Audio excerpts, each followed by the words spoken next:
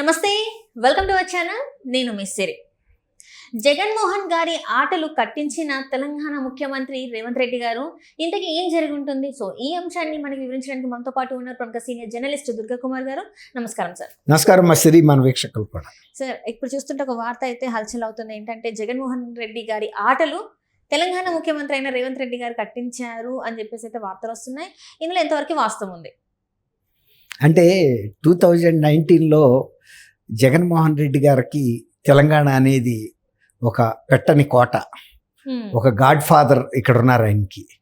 ఏది అనుకుంటే నిమిషాల మీద, అంటే అల్లావుద్దీన్ అద్భుత దీపం లాంటి వ్యక్తి ఇక్కడ ఉన్నాడు ఆయనకి. అలా రబ్ చేస్తే చాలు దీపం మీద అల్లావుద్దీన్ ప్రత్యక్షం అవుతాడు, కోరిన కోరిక నెరవేరుస్తాడు. అంతకన్నా గొప్ప విషయం ఏముంటది? ఇప్పుడు అల్లావుద్దీన్ లేడు, ఇక్కడ దీపం లేదు, దీపం ఆయన చేతిలో లేదు. ఇక్కడ అల్లావుద్దీన్ పరిస్థితి బాగాలేదు, ఆయనే సిక్కైపోయి ఆయనే కష్టాల్లో ఉన్నాడు. దీపం ఎంత రుద్దినా కూడా అల్లావుద్దీన్ రాలేకపోతున్నాడు. అంత పెద్ద మార్పు వచ్చేసింది, అంత లోటు ఏర్పడింది ఆయనకి. అల్లావుద్దీన్ అద్భుత దీపంతో ఎంత ప్రయోజనం పొందాడో ఈ 2019లో అది. ఇప్పుడు 2024 వచ్చేటప్పటికి ఈ రెండు మిస్ అయిపోయింది. ఆయన అగమ్య గోచరమైన పరిస్థితిలో పడిపోయాడు. కేంద్రంలో మోడీ గారికి దత్తపుత్రుడుగా అనుకుని ఆయన సహాయం కూడా పొందిన వ్యక్తి వాళ్ళ మోడీ గారి నుంచి తీవ్రమైన వ్యాఖ్యలు, విమర్శలు, ఈయన్ని పదవి నుంచి తీసుకెళ్లి బంగాళాఖాతంలో కలపమనే మాటలు మాట్లాడుతున్నారు. వాళ్ళు తీసుకెళ్లి జైల్లో వేయాలి, ఈయన మీద ఉన్న కేసులు, అక్రమాలు, అవినీతి, తర్వాత లిక్కర్ స్కాము, శాండ్ స్కాము, తర్వాత వాట్ నాట్ అన్నిట్లోనూ స్కామ్లే. తర్వాత పరిశ్రమల్ని పెట్టనివ్వకుండా వేధించడం, అప్పులు పాలు చేయటం, ప్రజల మీద పన్నుల భారం, ఇవన్నీ కూడా వాళ్ళు చెబుతున్నారు వైఫల్యాలుగా. తర్వాత అమరావతిని రాజధానిగా లేకుండా చేయటం, ప్రజల్లో గందరగోళం ఏర్పరచడం, ఇవన్నిటిని. అందుకే మేము తర్వాత దేవాలయ వ్యవస్థల మీద దాడులు, తర్వాత వచ్చేసి తిరుపతి దేవస్థానానికి అన్యమతస్తుల్ని చైర్మన్లుగా పెట్టడం, వీటన్నిటిని మేము వస్తే నివారిస్తాము. అన్నిటికీ మించి ప్రజలకి లా అండ్ ఆర్డర్, బ్రహ్మాండమైన లా అండ్ ఆర్డర్, ప్రజల ప్రాణాలకు రక్షణ కల్పిస్తాం. మా ఎన్డీఏ కూటమిని ఎన్నుకోండి, మా ఎన్డీఏ ఎంపీలను ఎన్నుకోండి, మేము అక్కడి నుంచి మంచి ప్రభుత్వం ఇచ్చి ఆంధ్రప్రదేశ్ అప్పులు తీర్చడంలో కూడా మేము సహకరిస్తాం, ఆంధ్రప్రదేశ్ ఆర్థిక పరిస్థితి మెరుగుపరుస్తాం అని ఈ విధంగా ప్రజలతో డైరెక్ట్గా మోడీ గారు మాట్లాడటం, ఇవన్నీ కూడా భూమి కంపించే విషయాలు జగన్మోహన్ రెడ్డి గారికి. అంటే ఊహించుంటారు కదా సార్, అదే అసలు ఇట్లా మాట్లాడతారు. మోడీ గారు చిలకలూరుపేటకు వచ్చినప్పుడు మోదీ గారికి సెక్యూరిటీ పరంగమైన అంశాలు మనం చూసాం.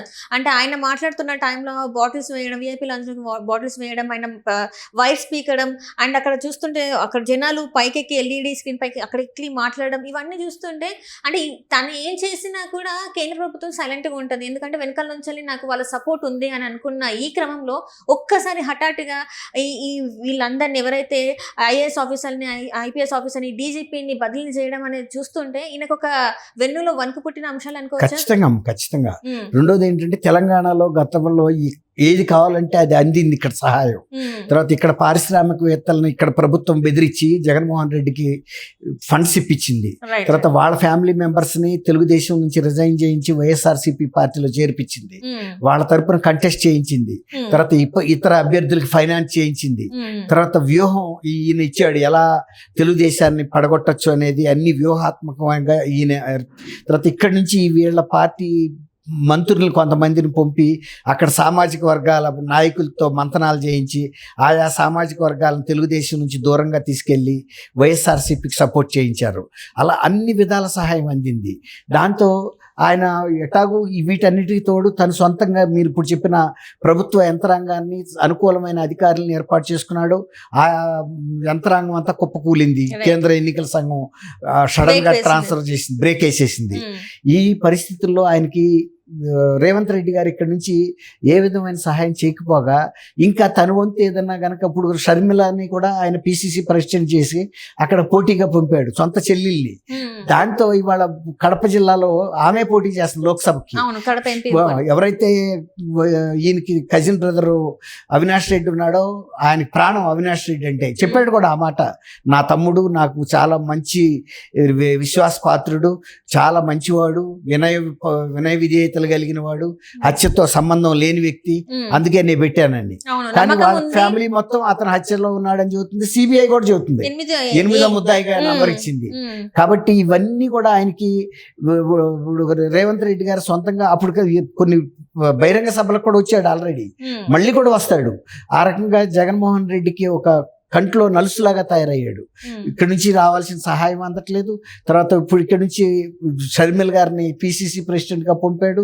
రేపు వచ్చి తను దిగితే కాంగ్రెస్ ఆయనకుండా మద్దతుదారులంతా రాజశేఖర రెడ్డి వ్యక్తిగత మద్దతుదారులు, రెండోది కాంగ్రెస్ సానుభూతి పరులు. కాబట్టి రేపు కాంగ్రెస్ సానుభూతి పరులంతా రేవంత్ రెడ్డి వచ్చి కాంగ్రెస్ పార్టీని ప్రచారం చేస్తే ఆటోమేటిక్గా షర్మిల వైపు తిరుగుతారు. ఆయనకి పడాల్సిన ఓట్లు కూడా ఆయన ఓట్ బ్యాంక్ పోతుంది. అలాగే ఇంకోటి ఏంటంటే రేవంత్ రెడ్డి గారిలో ఉన్న స్పెషాలిటీ, ఇప్పుడు ఆయన ముఖ్యమంత్రిగా జగన్మోహన్ రెడ్డి రాజశేఖర రెడ్డి గారి అభిమానులు కూడా కొంతమందిని చీల్చుకోగలడు. ఎందుకంటే ముఖ్యమంత్రి పదవిలో ఉన్నాడు, కాంగ్రెస్ ముఖ్యమంత్రిగా ఉన్నాడు. ఆయన రాజశేఖర రెడ్డి గారు కాంగ్రెస్ ముఖ్యమంత్రిగా చనిపోయారు. ఆ తర్వాత ఈయన కాంగ్రెస్ ముఖ్యమంత్రిగా ఆ బాధ్యతలు ఇప్పుడు మళ్ళీ వచ్చాడు ఎలక్ట్ అయ్యి. కాబట్టి అట్లా ఆ గౌరవంతో కూడా కొంతమంది ఇతని వైపు తిరుగుతారు. ఇవన్నీ కూడా జగన్మోహన్ రెడ్డి గారికి ప్రతికూల అంశాలే. అన్ని ఒక్కసారి వచ్చినాయి. ఇప్పుడు గతంలో చంద్రబాబు నాయుడు గారిని అరెస్ట్ చేసి 2 రోజులు జైల్లో పెట్టిన వ్యక్తి ఇవాళ చంద్రబాబు నాయుడు గారే ఆయనకి చాలా మేకై కూర్చున్నాడు. ఆయన అడిగే ప్రశ్నలు కానీ, ఆయనకు వస్తున్న జనాకర్షణ కానీ, ప్రజల సానుభూతి కానీ ఈయనకి దొరకటం లేదు, వెలవెలపోతున్నాడు. తర్వాత మోడీ గారు చంద్రబాబు నాయుడు గారి పరిపాలనా దక్షతని, ఆయన యొక్క అనుభవాన్ని పొగుడుతున్నాడు. ఇవాళ ముఖ్యమంత్రిగా ఆయన రావాలి, ఆంధ్రప్రదేశ్ బాగుపడాలంటే అని సిఫార్సు చేస్తున్నాడు. అలాగే షా గారు చేస్తున్నాడు, తర్వాత రాజ్నాథ్ సింగ్, వీళ్ళందరూ హమాయమీలంతా చేస్తున్నారు. కాబట్టి ఇవాళ ఏకాకి అయిపోయాడు తను. ప్రజల నుంచి సానుభూతి లేదు, ఎందుకంటే ప్రజల కోసం ఆయన చేసింది ఏమి లేదు.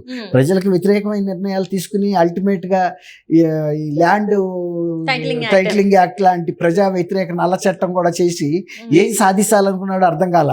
100 ఏళ్లలో ఎవడో చేయని పెద్ద ప్రయోగం చేస్తున్నాను సహాయం అంటే మేము అందరం కూడా అనుకున్నాం, నిజంగా ఎలాంటి పెద్ద ప్రయోజనం చేకూరుస్తున్నాడు అనుకున్నాం.